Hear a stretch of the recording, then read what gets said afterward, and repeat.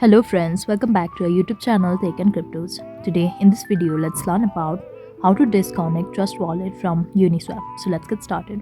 At first let's get into Trust Wallet app. So here it is. Make sure you are logged into Trust Wallet. Now in bottom right corner we can see this browser icon, so simply tap on this and search for Uniswap. And click on this first website over here and click on launch app.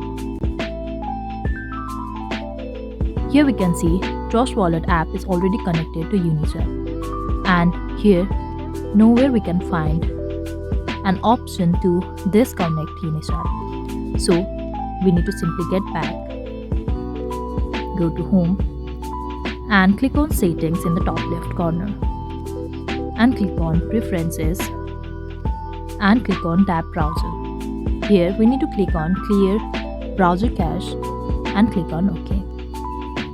So after doing this, all the data of Uniswap will be erased and will be signed out of Uniswap.